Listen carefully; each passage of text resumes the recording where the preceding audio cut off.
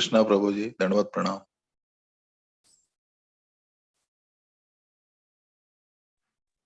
अंदर की हरे कृष्णा प्रति ओकर की दंडवत प्रणाम।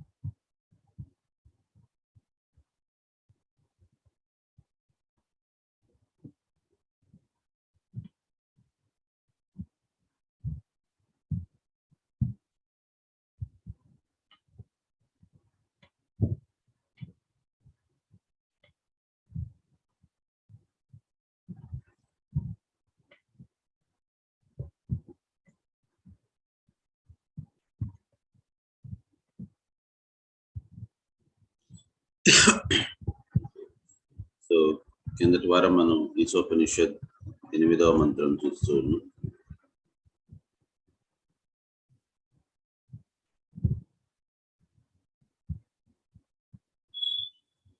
సో 8వ మంత్రం ఏమంటే such a person must factually know the greatest of all the personality of God. Signan Shalakya Chakshak Nitam Yen Tasmai Shri Gurave Vichetam Sutam Sthapitam Yen Putar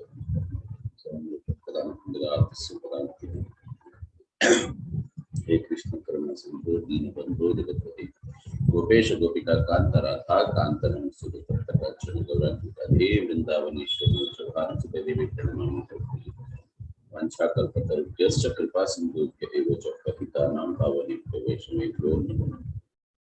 ओम विष्णुपादाय कृष्णप्रेष्ठाय श्रीमते जयपताका स्वामिनिति नमो आचार्य पादाय निताय कृपप्रदायिने गौरकथा दामोदाय नगर ग्रामताय नमः। ओम विष्णुपादाय कृष्णप्रेष्ठाय श्रीमते भक्ति वेदांत स्वामिनिति नमस्ते सरस्वते देवी गौरवाणी प्रचारिणी निर्विशेष शून्यवादी पाश्चात्य देशधारिणी श्री कृष्ण चैतन्य प्रभु नित्यानंद श्री अद्वैत गदाधर श्रीवासादि गौर भक्तवृंद। हरे कृष्ण कृष्ण कृष्ण हरे हरे हरे राम राम राम। దయచేసి ప్రతి ఒక్క వైష్ణవ భక్తులు నన్ను ఆశీర్వదించండి. సరైన వాక్యాలు సరైన సమయానికి సరైన ఉద్దేశంతో వచ్చేలాగా ఈరోజు నా గురువు గారు జగన్నాథ్ మహారాజ్ గారు శ్రీల ప్రభుపాదులు వారు నా చేత ఎంత మేరాన పలికిస్తారు, అంత మేరాన పలుకుతారు. Such a person must actually know the greatest of all the personality of Godhead, who is unembodied, omniscient, beyond reproach, without veins, pure and uncontaminated, the self-sufficient philosopher who has been fulfilling everyone's desire since time immemorial. So, భగవంతుడు తన గుణగణాలు మరియు భక్తుల పట్ల ఎలా ఉంటారు అనేది ఇక్కడ చెప్పున్నారు. సో భగవంతుడికి లాస్ట్ టైం మనం చర్చించుకున్నాం, అతను నిరాకారుడు కాదు, సాకారుడు. కానీ మనం లాగా కాదు. సో భగవంతుడికి శరీరం వేరే, ఆత్మ వేరే, ఆ రకంగా ఉండదు. కానీ మనకి మాత్రం సూక్ష్మ శరీరం, స్థూల శరీరం మరియు మనం ఆత్మస్వరూపులు. సో 3 లేయర్స్ ఉంటాయి మనకి. So he is unembodied. So భగవంతుడికి మనలాగా రక్తం అంతా ఉండదనమాట. భగవంతుడిది మనలాంటి శరీరం కాదు, మన భగవంతుడిది దివ్యమైన శరీరం. The Lord is a complete whole. There is no difference between him, his body and his mind. They're all the same. The Lord is omniscient, all knowing. So భగవంతుణ్ణి కవి అంటారు. కవి అంటే మామూలుగా మన లోకంలోని, మనం మధ్య లోకంలోని కవి అంటే ఎవరైతే పోయమ్స్ రాయగలరో వాళ్ళని కవి అంటారు. కానీ ఒరిజినల్ గా కవి అని అంటే సర్వము తెలిసిన వారిని కవి అని అంటారు. పాతకాలంలోని కవితలు అని అంటే దాని అర్థం ఏంటి అని అంటే అంతా తెలుసుండి సర్వజ్ఞం, వాళ్ళు అన్ని తెలుసుండి వారు మనకి తెలిపే లాంటివి కొత్త విషయాలు ఏదైనా సరే కూడా వారి కవిత్వం ద్వారా, ఇది అంటే వర్డ్ రైమింగ్స్ అదంతా కూడా ఎందువల్ల వచ్చేది అని అంటే అది జస్ట్ మనలోని ఒక ఆతృతని, ఒక అందాన్ని దానికి ఇచ్చేదానికోసం. యాక్చువల్గా చెప్పాలి అని అంటే జ్ఞానం అనేది ఎక్కడైనా సరే కూడా చాలా అందంగా ఉండేది అది. అందుకోసం చూడండి, ఈవెన్ సత్యం శివం సుందరం అంటారు. సో ఈ రకంగా జ్ఞానము సత్యము అనేది ఎప్పటికైనా అన్నిటికంటే ఉత్కృష్టమైనది. దానికి మనం వర్డ్ జగ్లరీ అవంతా వేయాల్సిన అవసరం లేదు. ఎప్పటికైనా అది అందమే. జ్ఞానం అనేది అందమే దానికి. కాకపోతే అది ఆ రకంగా జ్ఞానం అనేది భగవంతుని కృప వల్ల వస్తుంది కాబట్టి దానికి ఏంటి అని అంటే ఆ రైమింగ్ వర్డ్స్ అవంతా కూడా ఉంటుంది. కాకపోతే ఈ కాలంలో ఏమైపోయిందంటే ఆ రైమింగ్ వర్డ్స్ అనేది పెట్టేశారు. మధ్యలోని ఏం చెత్త నింపినా సరే కూడా అది ఒక కవిత అయిపోతుంది. దాన్ని రాసిన వాళ్ళని కవి అంటారు. కాదు, కవి అంటే ఎవరైతే అంతా సర్వం తెలిసిన వారిని కవి అంటారు. శుక్రం అంటే omnipotent, can transform matter into spirit and spirit into matter. వారికి ఏదైనా సరే కూడా దేన్నైనా దేనిలాగైనా మార్చగలిగే శక్తి వారికి ఉన్నారు. వారిని శుక్రం అంటారు. సో లార్డ్స్ ఫామ్, సో భగవంతుని రూపం. The Lord's Archa Vigraha form in the temple is non-different from the original form of the Lord. So భగవంతునిది అర్చ విగ్రహం మరియు మూల విరాట్ ఆ రకంగా ఏవైతే ఉన్నాయో అవంతా కూడా భగవంతునికి వాటికి మధ్యన తేడా లేదు. అది చూసేవారి దృష్టిలో ఉంటుందన్నమాట. Non-different from the original form of the Lord. This is his expanded form which descends on the request of the acharyas and works exactly in the original way by virtue of Lord's omnipotence. So భగవంతుని శక్తుల వల్ల and భగవంతుని శక్తుల వల్ల అతను ఎక్కడైనా ఉండగలరు. And at the same time ఆచార్యుల వారు వారి యొక్క ప్రార్థనల మేరకు, సో వారు కూడా ప్రార్థన అనేది దైవ సంకల్పమైన ప్రార్థనలు, అంతేగాని భౌతికమైన వాంఛల కోసం అనేసిన ప్రార్థనలు కాదు. దైవ సంకల్పం ఉండేలాంటి ప్రార్థనలు చేసి ఆధ్యాత్మికమైన బలాన్ని తీసుకునే దానికోసమని వారు ప్రార్థనలు చేస్తే భగవంతుడు ఆ విగ్రహ రూపంలో ఉంటారు కాబట్టి ప్రతిష్ఠించబడతారు. విగ్రహాలు అనేది ఇంట్లోని మనం కొనేసి వాటిని పెట్టేది అది కరెక్ట్ కాదు. ఎందుకనంటే 2 రీజన్స్. ఒకటి, అది పంచరాత్రక విధి కిందకి వస్తుంది. పంచరాత్రక విధి అని అంటే దానికి చాలా చాలా నిష్ఠలుతోని కూడుకొని నియమాలుతో కూడుకొని ఉండే దానికి ఇది చేయాల్సి ఉంటుంది, ఉపచారాలు చేయవలసి ఉంటుంది. ప్లస్ సెకండ్ థింగ్ ఏంటి అని అంటే అది ప్రాణ ప్రతిష్ఠ చేయబడింది కాదు. మనం కామ సంకల్పంతో మనం చేసుకునే ఇది తెచ్చుకునే విగ్రహాలు, ఏదో కోరుకొని తెచ్చుకునే విగ్రహాలు. ధనం దేహి, విద్యా దేహి, పుత్రం దేహి, ఆ రకంగా మనం కోరుకుంటూ అంటే కేవలం కామ్య కర్మలతోని మనం ఆ విగ్రహాలు తెచ్చుకుంటాం. కాబట్టి దానితోని మనం ఎంత బాగా పూజ చేసినా సరే కూడా అట్లీస్ట్ భగవంతుడిది మాత్రం, మిగతా దేవీ దేవతలది కావాలంటే తెచ్చుకోండి, ఇబ్బంది లేదు. కానీ భగవంతుడిది విగ్రహం అనేది ఈ రకంగా కామ్య కోరికలతోని తెచ్చుకుంటే అది ఫలించదు. కాబట్టి 2 రీజన్స్ వల్ల విగ్రహాలు ఇంట్లో not suggested. So his expanded form which descends on the request of acharyas works exactly in the original way by virtue of his Lord's omnipotence. Those who see this form with their imperfect eyes as materials only are kanishtha adhikaris. So kanishtha adhikarulu విగ్రహంలోని భగవంతుడు లేరు, గుడిలోని భగవంతుడు ఉంటారు ఆ రకంగా అనుకుంటున్నారనంటే వారు కనిష్టాధికారులు.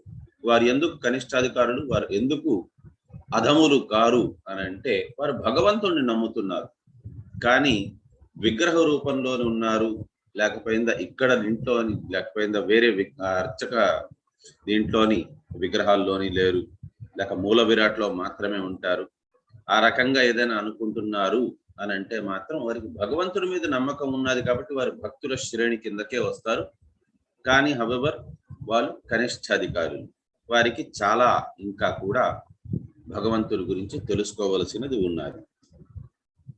we should be very careful to appreciate the Archa Vigraha form as the Lord himself. So భగవంతుని యొక్క అర్చ విగ్రహాన్ని కూడా మనం భగవంతునికి ఎంతైతే విలువ ఇస్తామో అంత విలువ ఇవ్వాలి. సో కాబట్టి ఇస్కాన్లోని నేనైతే చూశాను కొండ మీద కూడా. సో అలాంటి విగ్రహాలు అంటే మన సంప్రదాయాల్లోంచి ఏ సాంప్రదాయం వాళ్ళైనా సరే కూడా వాళ్ళు ఇప్పుడు కొండ మీద జరిగేది శ్రీ సాంప్రదాయంతో అది చేస్తారు. ఇస్కాన్ అంటే అది బ్రహ్మ మధ్వ గౌడియా సాంప్రదాయం. సో ఈ రకంగా గురు శిష్య పరంపరలో వచ్చే ఆ సాంప్రదాయంలో వచ్చేది ఏ విగ్రహాలైనా మీరు చూడండి, దాన్ని మాత్రం చాలా అద్భుతంగా వారు పూజలు పునస్కారాలు అవంతా చేస్తారు. ఆ శాస్త్రం ప్రకారంగా ఏ శాస్త్రాన్ని అయితే వారు ఫాలో అవుతున్నారో ఆ శాస్త్రం ప్రకారంగా ఆ విగ్రహానికి అర్చనలు చేయిస్తారు. ప్రతి 3 గంటలకి భోగం అర్పిస్తారు. ఈ రకంగా పద్ధతులన్నీ కూడా పాటిస్తారు. ఎందుకు అనంటే వారు భగవంతుడిని అక్కడ ఏదో ఒక రాయి విగ్రహం లేకపోయిందా ఏదో మెటల్తో తయారు చేసిన విగ్రహం అన్నట్టు అనుకోరు. వారు అక్కడ ఉన్నారు, వారికి సేవ చేసుకోవాలి అన్నట్టు భావనతో ఉంటారు.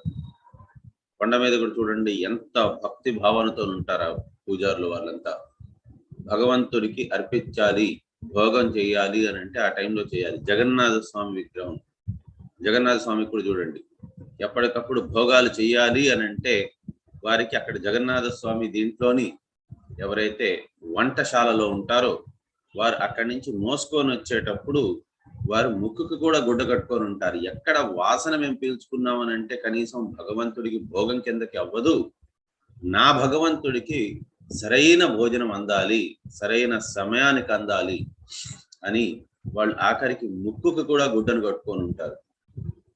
అది భక్తి అంటే. ఆ రకంగా వారు భగవంతుని కోసం ఏదైనా చేయగలుగుతారు వారు. సో ఈ రకంగా భక్తిలోని పారవశ్యంతో ఉంటారు భక్తులు అనేవారు. ఎందుకనంటే వారు భగవంతుడిని నమ్ముతారు, భగవంతుడి విగ్రహంలోని సాక్షాత్తు భగవంతుడు ఉన్నారు అని నమ్ముతారు. So this is his expanded form which descends on the request of the acharyas and works exactly the original way by the virtue of Lord Swami Patel. You should be very careful to appreciate the Archa Vigraha form as the Lord himself. In Brahma Samhita, description of the Lord as Satchit Ananda Vigraha, which means that he is the eternal form, fully representing transcendental existence, knowledge and bliss. Bhagavantudu Satchit Ananda Vigraha. Atanu Ishwara Parama Krishna Satchidananda Vigraha Anadiradir Govinda Sarvakarana Karanam. So ee rakanga he is eternal form. He is the eternal form of fully representing transcendental existence, knowledge and bliss. So atanu devadi devudu vigraha roopanloni mana munde unnaru. And atanu enti anante anadi kala nunchi vastunnaru and ఆనందంతో ఉంటారు, ఆనందాన్ని ఇస్తారు కూడా. So సచ్చిత్ ఆనంద ఆ రూపాన్ని అతను మనకి కూడా ప్రసాదించేదానికి తయారుగా ఉన్నారు. Lord can with each and every part of his body do the work of other senses. ఎవరైనా చెప్పగలరా ఇది ఈ శ్లోకం ఏంటి అని?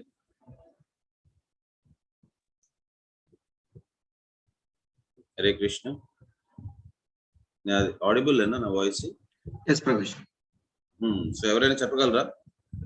అంగాని యస్య అంగాని హరే కృష్ణ ప్రభుజీ.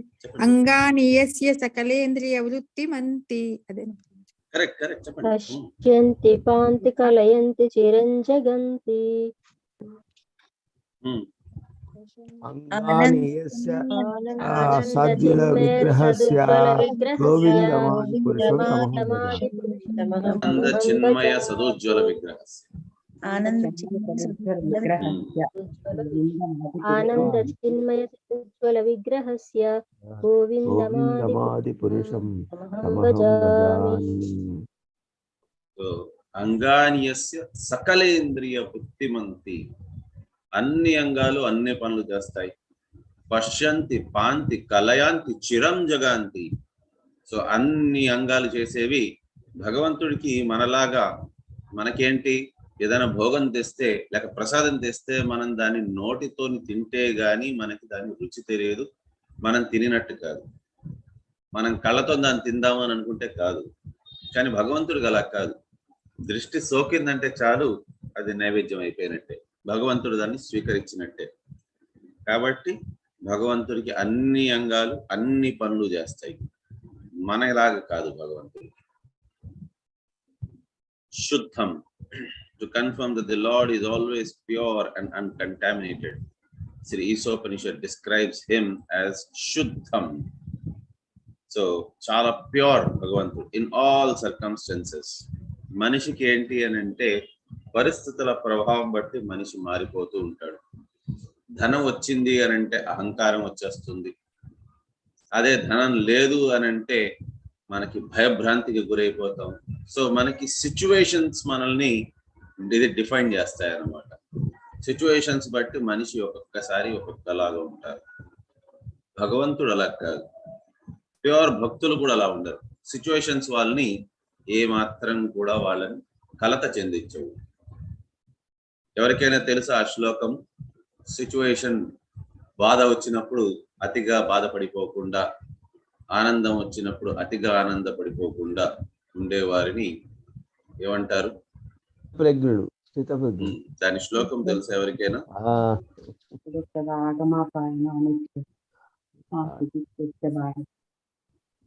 కాదు కాదు, తట్టుకోవాలని చెప్తున్నారు, కరెక్టే, కానీ అది కాదు. దుఃఖేషు దాంతో స్టార్ట్ అవుతుంది.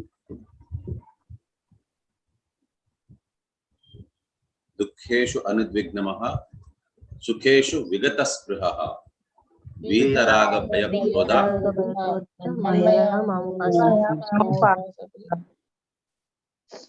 సో ఈ రకంగా ఎవరైతే ఉంటారో వారు భగవంతుడి దగ్గరికి చేరుకోగలరు. భగవంతుడికి కూడా సిచ్యువేషన్స్ డిఫైన్ చెయ్యవు. భగవంతుడికి మనకి ఎప్పుడైనా సడన్ గా మనకి ఎవరైనా చెప్పారు, ఏదైనా మీ పిల్లలు అంటే మన ముందు మన పిల్లలు ఏదైనా విరక్కొట్టేశారు అని అంటే, హరే కృష్ణ మ్యూట్ లో ఉండండి ప్లీజ్. సో ఎవరైనా పిల్లలు ఏదైనా విరక్కొట్టేశారని అంటే అప్పటిదాకా ప్రశాంతంగా ఉండేవారు సడన్ గా కోపం వస్తుంది. ఏంటిది, ఎన్నిసార్లు చెప్పాలి నీకు జాగ్రత్తగా ఉండమని చెప్పి విరిచేస్తున్నావు అనేది కూడా ఆ మూమెంట్ లో కోపం. సడన్ గా ఎవరైనా సరే కూడా ఒక బంగారు నెక్లెస్ ఏదైనా ఒకటి గిఫ్ట్ గా ఇచ్చారు అని అంటే అమితమైన మమకారం వచ్చేస్తుంది సడన్ గా వాళ్ళ మీద.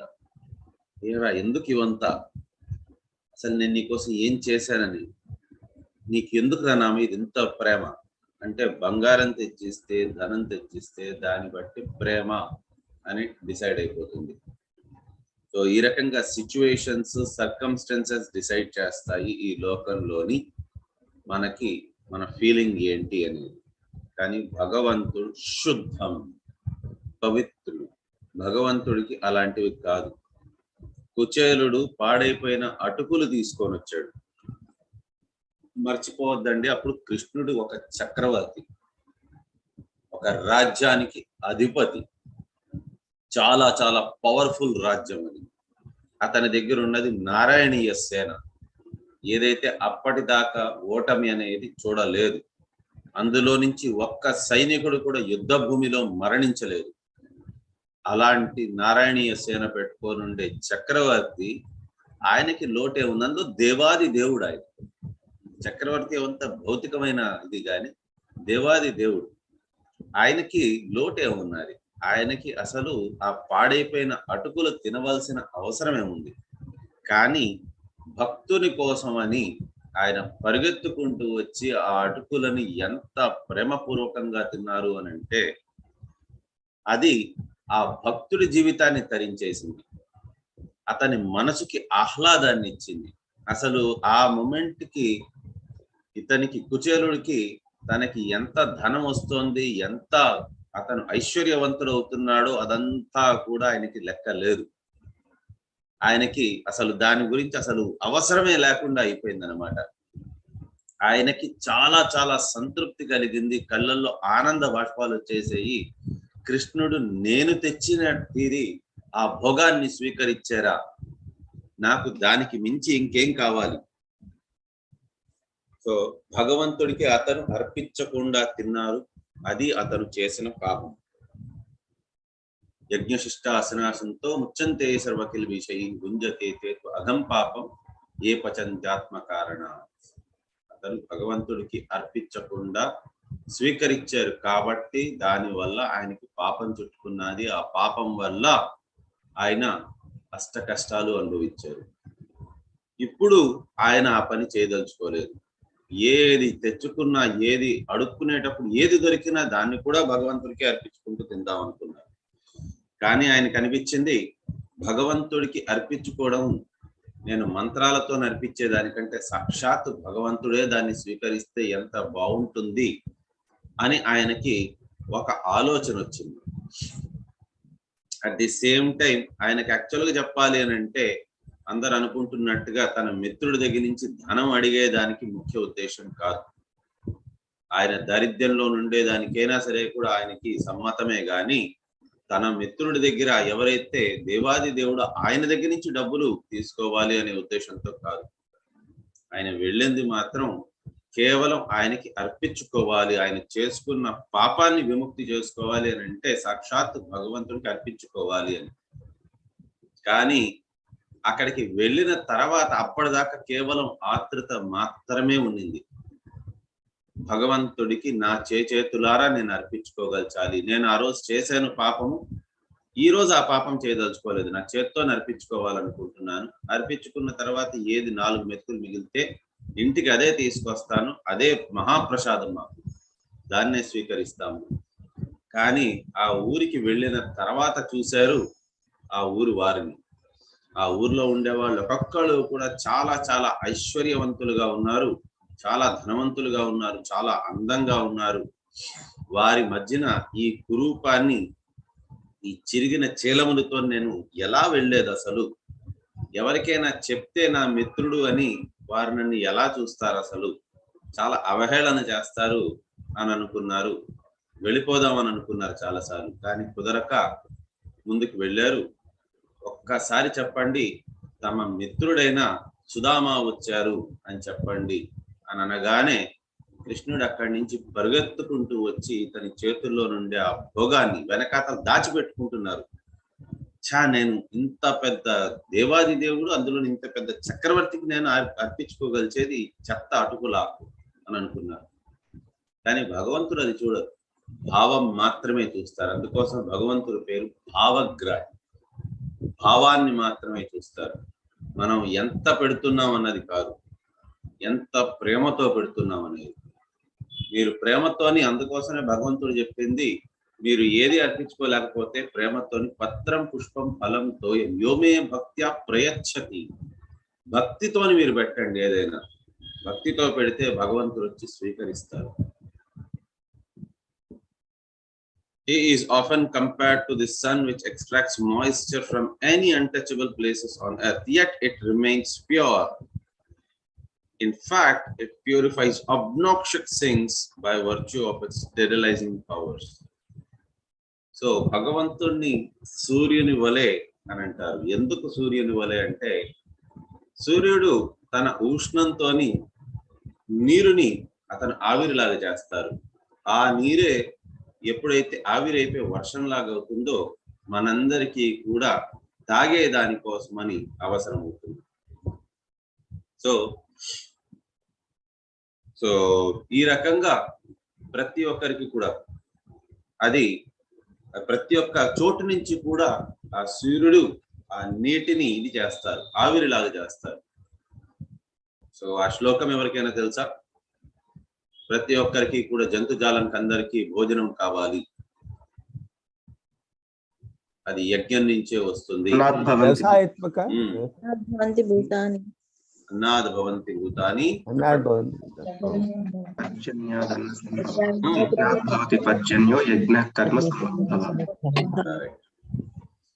ఈ రకంగా వర్షం అనేది, వర్షం వల్లనే ఈ రకంగా అంతా కూడా అన్నం అంతా పండుతుంది. సో మరి ఆ వర్షం ఎక్కడి నుంచి వస్తుంది అని అంటే యాక్చువల్గా యజ్ఞాల వల్ల వస్తుంది. సో ఆ యజ్ఞం చేసిన దాని వల్ల భగవంతుడు సూర్యుడు రూపంలోని వచ్చి నీటిని అన్ని జగాల నుంచి ఆవిరి చేస్తారు. ఈవెన్ మురికి కాలవల్లో నుంచి కూడా ఏదైతే అసలు అంటరానిది, అసలు దాని దగ్గరికి దాని జోలికి కూడా ఎవరు వెళ్ళదలుచుకోరు, కానీ అక్కడి నుంచి కూడా నీరు ఆవిరి అయిపోతుంది. ఆవిరి అయిపోయిన ఆ నీరు మరి సూర్యుడు ఆవిరి చేయించారు కదా అని చెప్పనేది సూర్యుడిని మలినం చెయ్యలేవు. అది మేఘాల రూపంలోనే ఉంటుంది. అది ఎంత అన్టచబుల్ అయినా సరే కూడా వాటన్నిటినీ కూడా పవిత్రంగా తయారు చేస్తుంది ఆ సూర్యరశ్మి. సో ఈ రకంగా ఆ సూర్యరశ్మి అన్నిటినీ పవిత్రం చేస్తుంది. కాబట్టి భగవంతుడు కూడా అంతే. భగవంతుడు కూడా ఎవరైతే పనికిరాని జీవాత్మలు ఉంటారో, ఎవరైతే అసలు దేనికి కూడా పనికిరారో అటువంటి వారిని కూడా వారి ఆలోచనలు కూడా మార్పిచ్చేసి ఒక గొప్ప భక్తుల్లాగా తయారు చేయించగలరు భగవంతుడు. అందుకోసం భగవంతుడు శుద్ధం అంటారు, అపాప విద్ధం. Even if he acts in a way that appears to be sinful, his actions are all good. There is no question of being affected by sin. భగవంతుడు మనకు అనిపిస్తుంది పాపపూరితంగా పని చేస్తున్నారేమో అన్నట్టుగా, కాకపోతే అంతా కూడా సర్వము భక్తుల మంచి కోసమని. సో దుర్యోధనుడికి జంఘా మీద కొట్టమని చెప్పారు. అక్కడ అనిపిస్తుంది పాపం చేస్తున్నారేమో అని, కానీ కాదు, భగవంతుడు చేసేది సర్వము కరెక్టే. అప్పుడు చాలా మందికి అది తెలుసుండకపోవచ్చు. మహాభారత యుద్ధం అప్పుడు ఎప్పుడైతే జంఘా మీద కొట్టమన్నారో బలరాముడు వచ్చి కృష్ణుడితోని యుద్ధం చేసేదానికి తయారైపోయారు. కానీ కృష్ణుడు తర్క వితర్కాలు చెప్పి అక్కడ బలరాముణ్ణి ఒప్పించారనమాట. సో భగవంతుడు అనిపిస్తుంది అనమాట, అశ్వత్థామ హతో హత కుంజరహ అనేసని యుధిష్ఠిర్ మహారాజ్ చేత కూడా చెప్పించారు. అది కూడా అనిపిస్తుంది మనకి అది పాపం తప్పు కదా అని, కానీ కాదు. భగవంతుడు ఏది చేసినా సరే కూడా అది అందరికీ మంచి చేసేలాంటిది, తప్పైతే కాదు. పాపం అయితే చెయ్యరు, భగవంతుడు ఎప్పటికీ చెయ్యరు పాపం. ది లార్డ్ ఈజ్ ఆల్సో అపాప with him, the sin cannot touch him. భగవంతునికి ఈ పాపము అనేది అంటదు. ఎందుకు అంటదు అంటే భగవంతుడు అసలు పాపమే చెయ్యలేరు, అతను తప్పనేదే చేయలేరు. ఇవంతా భగవంతుని qualities. He is antiseptic in the sense that even an impure thing can become purified just by touching him. The word prophylactic refers to the power of his association. So భగవంతుడు ఎవరితో సాంగత్యంలో అయితే ఉంటారో వారు శుద్ధీకరణ అయిపోతారు. ఈవెన్ చైతన్య మహాప్రభు చూడండి, అతను వచ్చారు, చైతన్య మహాప్రభు నిత్యానంద మహాప్రభు వచ్చి అక్కడ జగాయ్ మదాయ్ లాంటి గొప్ప అధముల్ని కూడా వారు మార్చి ఒక భక్తుల కిందకి తయారు చేసేసారు. అలాగే ఇతను హరిదాస్ ఠాకూర్, అతను ఒక వేశ్యతో పాటు కొద్దిసేపు మాట్లాడారు, ఆ వేశ్య కూడా పెద్ద భక్తురాలైపోయింది. ఇది భగవంతునికి భక్తునికి గొప్ప భక్తునికి ఉండే లక్షణం. అందుకోసం గొప్ప భక్తులకి భగవంతుడికి మధ్యన తేడా లేదు, వారిద్దరూ సేమ్.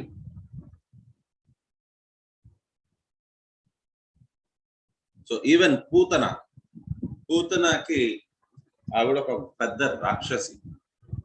సో రాక్షసిని కూడా భగవంతుడు ఎవరైతే భగవంతుడికే పాలు తాయిపించి సంహరిద్దామని అనుకున్నారు, కానీ అటువంటి ఆ రాక్షసిని కూడా ఆ సమయంలో ఆవిడ తల్లి రూపంలో వచ్చి పాలు తాయిపించారు పిల్లోడికి, కృష్ణుడికి. కాబట్టి ఆవిడికి కూడా మోక్షాన్ని ఇచ్చేశారు కృష్ణుడు. ఎవరు ఇవ్వగలరు ఈ రకంగా? ఇంకెవరు చేయగలరు? ఇంకెవరు చేయలేరు. అది మనీషి and పరిభూ. Krishna is self-sufficient philosopher, Manishi, but no one knows him. So the Lord is described as Paribhu, the greatest of all. So Krishnudu అతనికి ఎవరితోని కూడా అవసరం లేదు. వీరుండాలి మనకేంటి అని అంటే మనం డిపెండెంట్, ప్రతి ఒక్కరి మీద డిపెండెంట్. మనకి ఓన్ గా అంటూ ఏది లేదు, మనం ఇంకొకరి మీద ఆశ్రయపడవలసినదే. కానీ భగవంతుడు ఆ రకంగా కాదు, మనీషి. అంటే భగవంతుడికి ఎవరితోని అవసరం లేదు, అతను ఆత్మసంతృప్తి చెందినవారు. అండ్ పరిభూ అంటే గ్రేటెస్ట్ ఆఫ్ ఆల్, అంటే చాలా గొప్పవారు. భగవంతుడు కేవలం పరిభూహే కాదు, భగవంతుడు పురుషోత్తముడు. Other living beings are described here as beggars who ask goods from the Lord and he supplies the things for the living entity's desire. మనం కోరుకునేది మనం కేవలం భగవంతుని ప్రతిసారి కొండకి వెళ్ళే ప్రతిసారి ఎవరైనా సరే ఇప్పుడు ఏం చేస్తారు, భగవంతుడి పాటు భగవంతుడి దగ్గరికి వెళ్ళి మనం నమస్కారం పెట్టుకొని ప్రతిసారి మామూలుగా చేసే జనాలందరూ చేసేది ఏంటి అంటే ఏదో ఒకటి కోరుకుంటూ ఉంటారు. స్వామి నాకు ఇది ఇవ్వండి, స్వామి నాకు అది ఇవ్వండి, నాకు పిల్లల్ని ఇచ్చేయండి, స్వామి నాకు ప్రమోషన్ ఇచ్చేయండి, నాకు ఒక మంచి ఉద్యోగం ఇచ్చేయండి, జీతం బాగా ఎక్కువ ఉండాలి స్వామి. భగవంతుడికి ఏం చేస్తారు, స్వామి నాకు ఇది చేశారు అని అంటే, నాకు నెలకి 1,00,000 రూపాయలు వచ్చే జీతం లాంటి ఉద్యోగం ఇచ్చారంటే మీ గుడికి వచ్చి నేను ఒక కొబ్బరికాయ కొడతాను స్వామి. కొబ్బరికాయ కోసం భగవంతుడు ఇది చేయాలి. నేను ఒకళ్ళ సంగతి చెప్పట్లేదు, ఈవెన్ నా లైఫ్ లో కూడా అలాంటిది, అందరం ఆ రకంగానే ఉన్నాం. కానీ భక్తులలాగా అవ్వాలి అని అంటే ఈ రకంగా ఉంటే కాదు. భక్తులలాగా ఉండాలి అని అంటే మాత్రం అన్నిటి నుంచి వ్యామోహం తెచ్చుకోవాలి. సో ఒక దగ్గర ఎక్కడో చెప్పారు, అడుక్కునే వాళ్ళంటే ఎవరు అని అంటే గుడి బయట ఉండే వాళ్ళని అడుక్కునే వాళ్ళు అంటాం. కానీ యాక్చువల్ గా పెద్ద అడుక్కునే వాళ్ళు ఎవరంటే గుడి లోపల ఉండేవాళ్ళు. ఎందుకంటే భగవంతుని వారు అడుక్కుంటూ ఉంటారు. వీళ్ళు అయినా మనుషులు బయట ఉండేవాళ్ళు కేవలం బయట ఉండే మనుషుల్ని అడుక్కుంటుంటారు. లోపల ఉండేవారు ఏకంగా భగవంతుడితోనే అడుక్కుంటూ ఉంటారు, నాకు అది ఇచ్చేయండి, నాకు ఇది ఇచ్చేయండి అని. కాబట్టి ఈ రకంగా ఎవరైతే కేవలం భగవంతుణ్ణి వారి స్వలాభాల కోసమని తలుచుకుంటారో వారిని బెగ్గర్స్ అంటే అడుక్కునే వారి కంటే వారు గొప్పవారైతే కాదు. If the entities were equal to the Lord in potency, that is omniscient and omnipotent, there would be no question of their begging from the Lord even for so-called liberation. So ఒకవేళ గాని even ఎవరైతే మోక్షం కోసమని కూడా భగవంతుణ్ణి ప్రార్థిస్తారో వారు కూడా అడుక్కునేవారే. ఎందుకనంటే వారు ఇదిగా ఉండాలి, సంతోషంగా ఉండాలి, ఆనందంగా ఉండాలి అనే ఉద్దేశంతో భగవంతుణ్ణి అడుక్కుంటున్నారు. మోక్షం కోసం అని కూడా భగవంతుణ్ణి అడుక్కోవాల్సిన అవసరం లేదు. మనం భగవంతునితోని ప్రేమపూర్వకంగా ఉన్నాము అని అంటే భగవంతుడు మనకి అన్నీ ఇస్తారు, అది మనం సపరేట్ గా అడుక్కోవాల్సిన అవసరం లేదు. ఇప్పుడు తండ్రి దగ్గర కొడుకు లేక కూతురు వాళ్ళు అడుక్కోవాల్సిన అవసరం లేదు. వారు దానికోసం పన్నాగాలు పని ఇది తండ్రితో ఏ రకంగా మనం ఇది రాబెట్టుకోవాలి, కొత్త సైకిల్ ఏ రకంగా కొనిపించుకోవాలి, దానికోసం ఒక పని చేద్దాం, ఈరోజు మనం డాడీ కాళ్ళు కాస్త పడదాం, చేతులు పడదాం, కాస్త ఆఫీస్ నుంచి రాగానే ఒక గ్లాసులు మంచినీళ్ళు ఇద్దాం. ఈ రకంగా చేస్తే అది తెలివైన పని కాదు. నిజంగా ప్రేమతో ఉండండి తల్లితోని తండ్రితోని, మీకేం కావాలంటే అది ఇచ్చేస్తారు తల్లిదండ్రులు. ఆ రకంగానే భగవంతుడితోని మనం కోరుకోవాల్సింది అక్కడంతా భగవంతుడి ముందు కోరుకోవాల్సిన అవసరమే లేదు. భగవంతుడికి సర్వము తెలుసు. కవిహి అని ఇంతకు ముందే చెప్పాము, సర్వము తెలుసు భగవంతుడికి. మనకి మన గురించి తెలిసే కంటే ముందు అంతరాత్మగా పరమాత్మగా మనతో పాటు జీవాత్మతో పాటు ఉన్నారు. ఈ కోరికలవంతా పుట్టేది ఎక్కడ పుడుతుంది? మనసులో పుడుతుంది, ఆత్మలో పుట్టదు. కానీ అదంతా కోరికలు వారికి చేరే అంత దాకానే, అంటే వారికి ఆలోచన తెప్పించే కంటే ముందే భగవంతుడికి తెలిసిపోతుంది మీరు ఇది కోరుకుంటున్నారని. కాకపోతే ఒక్కొక్కరి కెపాసిటీ బట్టి వారికి ఇది అవసరమా లేదా అనే అప్రూవల్ అథారిటీ భగవంతుడు. వీరికి అవసరం అయితేనే భగవంతుడు శాంక్షన్ చేస్తారు, అవసరం కాదు అని అంటే శాంక్షన్ చేయరు. కాబట్టి భగవంతుడికే మనం విడిచిపెట్టేసామంటే కోరికలు ఏవి కోరకుండా భగవంతుడు అన్ని చూసుకుంటారు. తెలుగులోని సామెత కూడా ఉంది, అడగంది అమ్మ అయినా సరే కూడా అన్నం పెట్టదు అని. కానీ అది కొంతమంది అమ్మలకు వర్తిస్తుందేమో. అమ్మలు కూడా ఈ రకంగా అడగకుండానే భోజనం పెడతారు. క్లాసిక్ ఎగ్జాంపుల్ మీ ఓన్ మదరే ఉండొచ్చు. మీకు ఎప్పుడు ఆకలేస్తోంది అనే విషయం మీకు కూడా తెలియకపోవచ్చు, మీ తల్లికి తెలిసి ఉంటుంది. లేకపోయిందా ఒకవేళ మీరు పెద్దవారు మీకు పిల్లలు ఉన్నారు అని అంటే మీరు ఒక క్లాసిక్ ఎగ్జాంపుల్. ఎందుకనంటే మీ పిల్లలకి ఎప్పుడు ఆకలేస్తుంది, ఎప్పుడు నిద్ర వస్తుంది అనేది మీకే బాగా తెలుస్తుంది, వారి కంటే కూడా బాగా మీకే తెలుసు. సో అలాంటిది భగవంతుడు అందరికీ కూడా గనిన వారు. సో మమైవాంశ జీవలోకే జీవభూతా సనాతన. సో మనమందరం కూడా భగవంతుని యొక్క అంశలం. భగవంతుడికి తెలియకుండా ఎలా ఉంటుంది మనకేం కావాలని? మనం దానికోసం సపరేట్ గా భగవంతుడి దగ్గరికి వెళ్ళి అడుక్కోవాల్సిన అవసరం ఉందా అసలు? ఈ రకంగా అడుక్కున్న దాని వల్ల మనం డిగ్రేడ్ చేసుకున్నట్టుగా మనల్ని మనం. భగవంతుడికి కూడా బాధ అనిపించేస్తుంది. ఏంటంటే ఇంత పూజలు ఇంత చేసేది వారు కేవలం ఏదో డబ్బులు కావాలనా? సరే తీసుకోండి, మీకు డబ్బులే కావాలనుకుంటే డబ్బులే తీసుకోండి, నేను ఇంకా నా మీద ప్రేమ కొద్ది అని అనుకున్నాను అన్నట్టుగా అనిపిస్తుంది. ఎందుకు అనవసరంగా అడగాల్సిన అవసరం లేదు భగవంతుడు. భగవంతుడికి తెలుసు, భగవంతుడు అది అవసరం అన్నట్టుగా అనుకుంటే ఇస్తారు. ఒకవేళ ఇవ్వటం లేదు అని అంటే దాని వెనకాతల ఏదో పరమార్థం ఉంది, అది మనకి ఇప్పుడు తెలియదు. చిన్నపిల్లల్ని తల్లిదండ్రులు అప్పుడప్పుడు అరుస్తూ ఉంటారు, కొద్దిగా కోపపడతారు. కానీ ఆ ఎందుకు కోపపడ్డారు అనేది ఆ వయసులోని పిల్లలకు తెలియదు. వారు ఎప్పుడైతే మళ్ళీ తండ్రి అవుతారో అప్పుడు వారికి తెలుస్తుంది వారి తండ్రి ఎందుకోసం వారి మీద కోపపడ్డారు అనేసి. ఆ రకంగా భగవంతుడు మనకి ఏదైనా చేయటం లేదు అని అంటే, ఏదైనా కోరికను పూర్తి చేయటం లేదు అని అంటే అది భగవంతుడి చేతకానితనం కాదు. మనం కోరుకున్నది తప్పు కోరుకున్నాము, లేక మనకి దానికి మీద అర్హత లేదు, దానివల్ల భగవంతుడు మనకు అది ఇవ్వటం లేదు. కానీ మనం అది కోరుకున్నదన్నీ కూడా కరెక్టే అని కాదు, కోరుకోవాల్సిన అవసరం లేదు. ఒకవేళ ఏదైనా కోరుకోవాలనంటే ఇతర దేవీ దేవతల్ని, కృష్ణుడి పట్ల భక్తిని ప్రేమని కోరుకోవడం అనేది అది కరెక్ట్ కోరుకోవడం. అర్జునుడికి కూడా తెలియలేదు ఏం కోరుకోవాలి అని. ఆయన అందుకోసమనే ఆయన కాకపోతే గొప్ప భక్తుడు కాబట్టి ఆయన భగవంతుడికి శరణాగతి అయ్యారు, విన్నారు సంపూర్ణంగా. అప్పుడు అర్జునుడికి భగవద్గీత బోధన చేయించారు. యథాతథ్యతః అంటే the Lord has been supplying goods to the living entities since time immemorable. The word means in pursuance with indicating that the Lord rewards the living entities just in pursuance of their desires. వారికి ఏం కోరికలు ఉన్నాయో అంత మాత్రమే వారికి భగవంతుడు పూర్తి చేస్తారు. ఈవెన్ భగవద్గీతలో కూడా చెప్తున్నారు, మనం భగవంతుడిని కేవలం కోరికలతో కోరుకుంటే భగవంతుడు కూడా కేవలం కోరికలే పూర్తి చేస్తారు. మనం భగవంతుడిని స్వామి నువ్వే నాకు సర్వస్వం అంటే భగవంతుడు కూడా మనకి సర్వస్వం ఆయన మనకి వచ్చేలాగా మనం భగవంతుడికి సన్నిహితులయ్యేలాగా చేస్తారు. ఏ యథా మాం ప్రపద్యంతే తాంస్తథైవ భజామ్యహం మమవర్త్మానువర్తంతే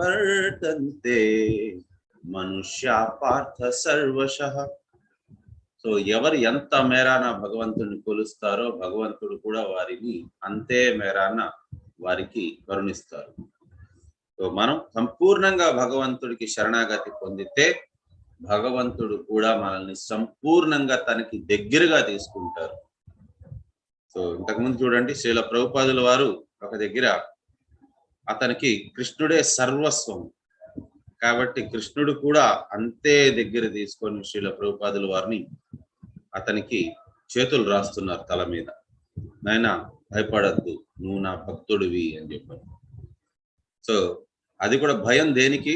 ప్రభుపాదుల వారికి అంటే అతను అమెరికాకి వెళ్ళారు, అతను కృష్ణుడిని మాత్రమే నమ్ముకొని వెళ్ళారు, తన గురు ఆజ్ఞ మేరకు వెళ్ళారు. అతని వల్ల అవుతుందా అవ్వదా అని ఆయనకైతే తెలుసు అవుపోతుందని, కానీ అతని వల్ల ఎలా అవుతుందో అతనికి తెలియదు.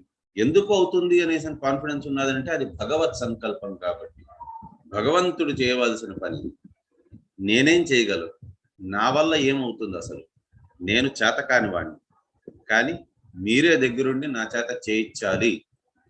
వారందరూ కూడా నా పేరు భక్తి వేదాంత అని పెట్టారు నా గురువు గారు, కానీ దానికి నేను సార్థకత, దానికి అసలు అర్హున్నా కాదా అనే విషయంది ఈ రోజు తెలిసిపోతుంది అని అతను అక్కడ ప్రార్థించుకుంటూ కళ్ళల్లో నీళ్లు పెట్టుకొని అతను ఏడుస్తుంది. అతను ఇన్ఫాక్ట్ అమెరికాలో వెళ్ళిన తర్వాతే కళ్ళల్లో నీళ్లు పెట్టుకోలేదు. ఈవెన్ బృందావనంలో ఉండేటప్పుడు కూడా ప్రతి రోజు రాత్రి వచ్చి రూప గోస్వామి సమాధి దగ్గర, ఎవరైతే మీరు బృందావనంకి వెళ్ళారో మీకు తెలిసి ఉంటుంది, అది అది మదన్ మోహన్ మందిరం మందిరంలో ఉండేవారు శ్రీల ప్రభుపాదుల వారు. సో అక్కడే దగ్గరలోనే ఇది ఉన్నది మందిరం, అంటే శ్రీల రూప గోస్వామి సమాధి. అక్కడికి వచ్చి ప్రతి రాత్రి 2 గంటలకి ఆ రకంగా ఏడ్చేవారంట. స్వామి, నాకు మీ భక్తిని ప్రసాదించండి, మీ శక్తిని ప్రసాదించండి, నేను నామాన్ని నేను పాశ్చాత్య దేశాల్లోని కూడా ప్రచారం చేయాలనుకుంటున్నాను, నాకు ఆ శక్తి లేదు, నాకు ఆ సామర్థ్యత లేదు, నేను పనికిరాని వాడిని, కానీ నా గురువుకి నాలో ఏదో చూసి నాతోని నేనేదో చెయ్యగలను అనే ఒక నమ్మకం ఉన్నది అతనికి, కాబట్టి అతను నన్ను వెళ్ళమన్నారు. కానీ నాకైతే ఏమీ తెలియటం లేదు, నాకు అసలు ముందుకు ఎలా వెళ్ళాలి తెలియటం లేదు, నాకు కనీసం ఒక అడుగు నెక్స్ట్ అడుగు ఎక్కడ వేయాలో అనేది కూడా నాకు తెలియటం లేదు, మీరే నాకు ఆ శక్తిని ప్రసాదించాలి అని శ్రీల రూప గోస్వామి సమాధి దగ్గర కూర్చొని ప్రతిరోజు రాత్రి 2, 3 ఆ టైంకి బోరను విలవించేవారంట శ్రీల ప్రభుపాదుల వారు. అప్పుడు కృష్ణుడు వచ్చి ఈ రకంగా నుదుటి మీద చేతులు రాశారు, ఏ మాత్రం కూడా భయపడద్దు, నీకు నేనున్నాను, నేను నీకు చేసి పెడతాను, నువ్వు ఆ పేరు తీసుకో, ఆ ఖ్యాతి నువ్వు తీసుకో, చేసేది మాత్రం సర్వము నేనే, నా చేతిలోని నిమిత్త మాత్ర భవ సవ్యసాచి అని చెప్పున్నారు. సో ఈ రకంగా భగవంతుడు మనకి మన ఏదైతే అవసరం ఉందో అంత దాకా భగవంతుడు మనకి కరుణ చూపిస్తారు. A living entity desires something and the Lord supplies the object of the desire in proportion to one's qualification. కోరారు కదా అని చెప్పని సర్వం ఇచ్చారు భగవంతుడు. సో అది భగవంతుడు మాత్రమే చేయగలరు. అది అవసరం ఎంత ఉన్నదో వారికి దాని ప్రకారంగా ఇస్తారు. అండ్ పూర్వ కర్మల అనుష్ఠానం ఏ రకంగా జరిగిందో దాన్ని బట్టి కరుణిస్తారు. సో మనందరికీ కూడా ఒక అడ్వకేట్స్ అందరికీ కూడా హైకోర్టులో జడ్జ్ అయిపోవాలి అని అనిపిస్తుంది, కానీ ఎవరు అవుతారు జడ్జి? ఆ క్వాలిఫికేషన్ ఉన్న వారు మాత్రమే అవుతారు, అందరూ అయిపోరు, చాలా తక్కువ మంది అవుతారు. So it must be awarded by some superior authority. So అది ఎవరిస్తారు? జడ్జ్ అనే పోస్ట్ ఎవరిస్తారు అని అంటే సుపీరియర్ అథారిటీ వాళ్ళే ఇస్తారు, ఎవరు పడితే వాళ్ళంతా ఇచ్చేదానికి లేదు. Similarly, the Lord awards enjoyment to living entities in proportion to their qualifications, but good qualifications in themselves are not sufficient to enable one to receive awards. The mercy of the Lord is also required. So first thing, వాళ్ళ own qualifications కావాలి. వారికి ఏదైనా సరే కూడా పొందాలి అని అంటే వారికి ఆ అర్హత అనేది వారు తెచ్చుకోవాలి. అర్హత తెచ్చుకున్నంత మాత్రాన కూడా సరిపోదు, భగవద్ అనుగ్రహం కూడా కావాలి. భగవంతుడు అందరి మీద ఒకే రకంగానే చూస్తారు. సో కాకపోతే వారి క్వాలిఫికేషన్ ప్లస్ వారి పూర్వ కర్మల బట్టి వారికి భగవంతుడు ప్రతి ఒక్కరికి కూడా వారికి ఇది చేస్తారు, అమెండ్ చేస్తారు. వారికి ఓకే ఇది ఇవ్వచ్చా, ఇది ఇవ్వకూడదా అని. Unless we know our constitutional positions as servants, we don't know what to ask for the Lord, which post to seek. మనం ఒక నిజంగా ఒక భక్తులు, ఒక దాసులు అయితే గాని మనకి తెలియదు మనం భగవంతుడి నుంచి అసలు ఏం కోరాలి అని.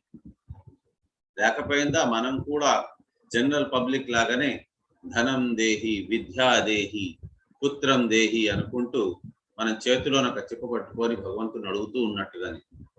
కానీ ఈ రకంగా ఎప్పుడు మారుతుంది అని అంటే మనం ఒక భక్తులైనప్పుడు మన ఆలోచన విధానం మారుతుంది. ఆలోచన విధానం మారినప్పుడు భగవంతుని ఏం అడగాలో కూడా మనకు తెలుస్తుంది. అడగాల్సింది మనం కృష్ణుడి ప్రతి భక్తి, ప్రేమ, స్వామి నాకు మీ ప్రతి భక్తి ప్రేమని ప్రసాదించండి చాలు, నాకు ఇంకేం వద్దు. ఈవెన్ ఎప్పుడైతే ఇక్కడ ప్రహ్లాద్ మహారాజ్కి ఇన్నిన్ని కష్టాలు అనుభవించిన తర్వాత ఎప్పుడైతే భగవంతుడు నరసింహస్వామి కనిపించారో ఏం కావాలి నాకు అని అంటే, నాకు ఇంకేం కావాలి స్వామి, నాకు మీరే నా కోసం నా ముందు వచ్చేసారు, నేను ఇంకేం కోరుకోగలను మిమ్మల్ని, నాకు ఇంకేం వద్దు, నాకు మీ పాదపద్మములు చాలు, మీ పాదపద్మముల దగ్గర నేను ఎప్పుడు కూడా మీ దాసుడిలాగా ఉంటాను అని అన్నారు. బలి చక్రవర్తి ఆయనకి ఎప్పుడైతే వామన రూపంలోని కృష్ణుడు వెళ్ళి అడిగారో, నీ భక్తి ప్రపత్తులకు నేను మెచ్చాను, చెప్పు నీకేం కావాలంటే, స్వామి నాకు ఇంకేం కావాలి, నాకు అంతా కూడా ఏదున్నా సరే కూడా అదంతా మీదే, మీరు అడిగారు అని అంటేనే నాకు అది చాలా గొప్పగా అనిపిస్తోంది, నేను మీకు అంతా కూడా మీది మీకే ఇచ్చేస్తున్నానంటే దానికి మించి నాకు ఇంకేం ఆనందం ఉంటుంది, అది కూడా మీది మీకే ఇచ్చేదాని కోసం కూడా మీరు అడుగుతున్నారు, సర్వం జగతి అంతా మీది, ఏది 3 అడుగులతోని మీరు నా దగ్గర ఉండేది లాక్కుందాం అనుకుంటున్నారా, స్వామి అంతా మీదే, నేను కేవలం మీ దాసుణ్ణి, తీసుకోండి, మీది మీరే తీసుకోండి. కానీ నాకు ఆనందం ఏంటి అని అంటే, సాక్షాత్ మీరు నా ముందు వచ్చి అడుగుతున్నారు, నాకు దానికి మించి ఇంకేం కావాలి, తీసుకోండి స్వామి, సర్వము తీసుకోండి. ఆయనకి అసలు యాక్చువల్గా 3వ పాదం అనేది ఇక్కడ ఇతను అడిగినట్టు కాదు, ఇతను వామనుడిది ఆయన కోరిక కూడా కాదు, యాక్చువల్ గా బలి చక్రవర్తియే కోరుకున్నారు, ఆ భగవంతుడే నా తల మీద తన పాదాలను మోపితే ఎంత బాగుంటుంది అని. ఏమండి, భగవంతుడి పాదాలతోని ఒక భక్తుడిని పాతాళ లోకంలోకి తోసేయడం అనేది అది భగవంతుడికి ఏమాత్రమైన ఆనందకరమైన, ఒక భక్తుడిని ఎవరైతే సర్వము భగవంతుడికి అర్పించుకుంటున్నారో అటువంటి వారిని ఈ రకంగా ఎప్పుడైనా భగవంతుడు చేయగలరా? మీ పిల్లలు మీ పట్ల భక్తి ప్రేమతో ఉంటారు, మీరు ఎప్పుడైనా అటువంటి ఆ ముద్దు బిడ్డల్ని మీరు ఎప్పుడైనా కాళ్ళతో తొక్కడం అనేది మీరు చేయగలరా? అసలు అలాంటిది భగవంతుడు చేస్తారు అంటే ఎలా నమ్ముతారు? అది యాక్చువల్ గా భక్తుని కోరిక. అది భగవంతుడు తన పాదాలు నా శిరస్సు మీద పెట్టగలిస్తే, ఇన్ని కోరుకున్నారు, ఇన్ని ఇచ్చేసాను, కానీ నాకు ఒకటే ఒక కోరిక, ఆ భగవంతుడు 3వ పాదం 3వసారి నా అడిగి ఆ 3వ అడుగు నా నెత్తి మీద పెట్టగలిస్తే నా జన్మ తరించిపోయింది అనుకుంటాను. ఇన్ని జన్మలుగా నేను ఈ భౌతికమైన లోకంలోని నేను శరీరంతో పాటు ఉన్నదానికి నాకు ఇది నాకు అన్నిటికంటే గొప్ప వరం అవుతుంది అని భక్తుడు కోరుకున్నారు. భక్తుడు కోరుకున్నది భగవంతుడు భావగ్రాహి, భగవంతుడు గ్రహించేశారు. అందుకోసమనే శుక్రాచార్యుల వారు ఆ భక్తుడికి తనకి కోరుకున్న కోరికల్ని శుక్రాచార్యుల వారు ఆపేస్తున్నారు. శుక్రాచార్యుల వారు మాటి మాటికి గుర్తు చేయిస్తున్నారు, నువ్వు ఆత్మవి కాదు, నువ్వు శరీరంవి, నువ్వు శరీరంవి కాబట్టి నువ్వు ఒక రాజువి, నువ్వు రాజువి కాబట్టి నువ్వు ఇచ్చేదానికి లేదు, నువ్వు రాక్షసుడివి. ఇతను వచ్చింది ఎవరో కాదు, దేవాది దేవుడు, ఆయనకి ఇవ్వద్దు. సో మనకి కూడా మనసు ఇదే రకంగా శుక్రాచార్యుల లాగానే మనల్ని ఆపుతూ ఉంటుంది ప్రతిసారి. భగవంతుడు అప్పటికీ రెడీగా ఉన్నారు, కానీ మనం ఏం చేయాలి? భగవంతుడికి ఇచ్చేదానికి, సర్వస్వం ఇచ్చేదానికి బలి చక్రవర్తి లాగా మనం రెడీగా ఉండాలి. అప్పుడు భగవంతుడు మన మనసు రూపం, ఇది శుక్రాచార్యుల రూపంలో ఉండే మన మనసుని కళ్ళు పొడిచి మరీ మనకి ఏదైతే కావాల్సింది ఉన్నదో సర్వం మనకి ఇస్తారు. భక్తి, ప్రేమ అవన్నీ కూడా ఇచ్చేదానికి తయారుగా ఉన్నారు. కానీ శుక్రాచార్యుల రూపంలో నుండే ఆ మనసుని మాత్రం మనం నియంత్రణలోని పెట్టుకోగలిచాలి. అక్కడ బలి చక్రవర్తి చేసింది కూడా అదే. శుక్రాచార్యుల వారు చెప్పింది వినలేదు.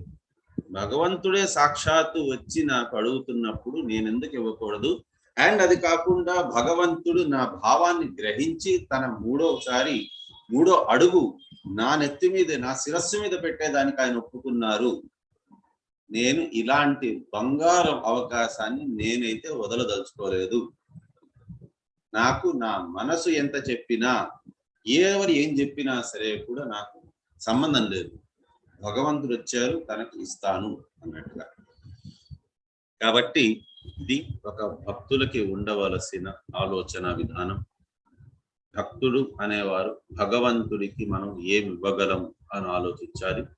అంతేగాని భగవంతుడి దగ్గరికి వెళ్ళి మనం అడుక్కోవడం అలాంటివి చేయకూడదు కూడా. అయినా మనం భగవంతుడికి మనమేం ఆఫర్ చేయగలం? మనమేం ఆఫర్ చేయలేము. సర్వం భగవంతుడిదే, సర్వం కృష్ణుడిదే. చూడండి, బృందావనంలోని ఆ కూరగాయలు అమ్ముకునే ఆవిడ భగవంతుడికి పళ్ళు ఇచ్చారు. దానికి ప్రతిరూపంగా భగవంతుడు ఏం చేశారు, తన చిన్న పిడికలతోని బియ్యం, వడ్లు అది కూడా తీసుకొని వచ్చారు. దారిలో అంతా ఒడ్డు కింద పడిపోతుంది. కానీ అక్కడ ఉండే బ్రజవాసులకు అందరికీ కూడా కృష్ణుడి పట్ల భక్తి, ప్రేమ. కాబట్టి ఆవిడేంటి అని అంటే కృష్ణుడికి ఆ పళ్ళు అర్పించేశారు. తీసుకొని ఆయన ఎంత కావాలో తీసుకోవాలి. సో ఆ ధాన్యాలు కాస్త వజ్రాలు వాటన్నిటికి మారిపోయింది. ఓకే, సో ఇక్కడితోని ఈ క్లాస్ పూర్తయింది. వంశాకల్పతరుభ్యశ్చ కృపాసింధుభ్యైవ పతితానాం పావనేభ్యో వైష్ణవేభ్యో నమో నమః. అనంతకోటి వైష్ణవ నమాచార్య శ్రీ హరిదాస్